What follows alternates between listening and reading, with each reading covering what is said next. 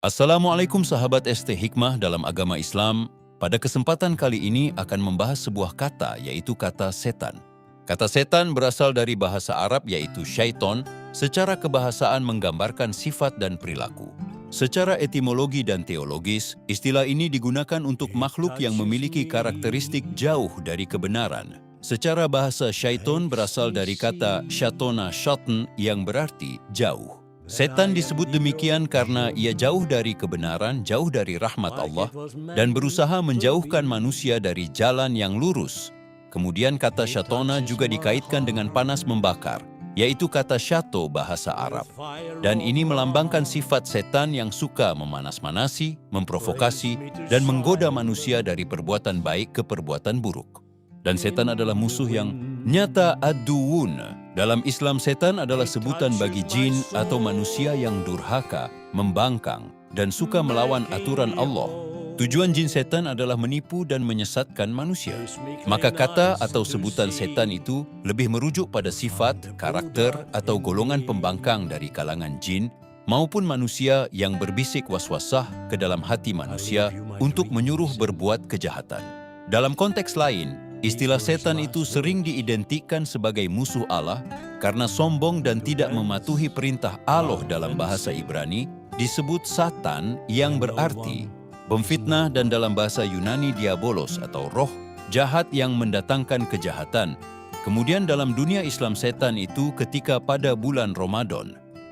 Meskipun setan dibelenggu saat kaum muslim sedang berpuasa, tetapi masih saja ada manusia yang berbuat dosa. Itu disebabkan karena adanya hawa nafsu yang tidak terkendali, yaitu kebiasaan buruk yang sudah mendarah daging selama 11 bulan sebelumnya, serta pengaruh dari jin setan dan manusia yang bersifat setan atau pengaruh teman dan lingkungan yang buruk. Dibelenggunya setan juga dimaknai secara kiasan, di mana ruang gerak mereka dipersempit karena setan masuk ke manusia lewat peredaran darah. Maka ketika manusia berpuasa, maka pembuluh atau peredaran darah manusia menyempit, sehingga setan susah untuk memasukinya. Tidak mampu bergerak masuk pada darah orang yang sedang berpuasa. Berikut adalah poin-poin utama penyebab di bulan puasa. Masih saja manusia berbuat dosa, menurut pandangan ulama, adalah karena dari hawa nafsu yang dominan dan tak terkontrol melakukan dosa. Inilah yang seringkali terjadi, yaitu dosa.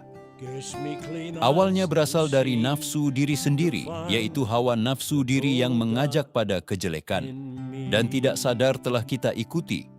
Maka meskipun tidak ada dorongan atau ajakan setan dari jin sekalipun, tetapi kebiasaan dan program setan yang dulu sebelum bulan puasa pernah dilakukan, itu manusia masih menyimpan program kebiasaan buruk itu, atau kebiasaan maksiat yang ditanamkan setan sebelumnya masih dalam hati dan pikirannya.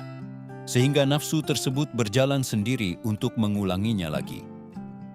Maka untuk menghindari itu, kita harus segera sadar dan kembali kepada jalan Allah dan meminta perlindungan Allah dari kejahatan hawa nafsu dan kejahatan setan. Kemudian makna dibelenggu itu, sebagian ulama berpendapat yang dibelenggu hanyalah setan-setan jin yang pembangkang, bukan keseluruhan jin, karena jin juga ada yang ibadah taat kepada Allah. Kemudian kenapa bulan puasa masih ada saja yang berbuat maksiat itu? Karena gangguannya tidak hanya dari bangsa jin saja, tetapi juga ajakan dari bangsa manusia yang mengajak pada kemaksiatan. Karena manusia sendiri tidak terbelenggu, sehingga bebas melakukan apapun sesuai niatnya, mau berbuat buruk ataupun baik. Sehingga manusia buruk bisa mempengaruhi keadaan orang lain menjadi buruk.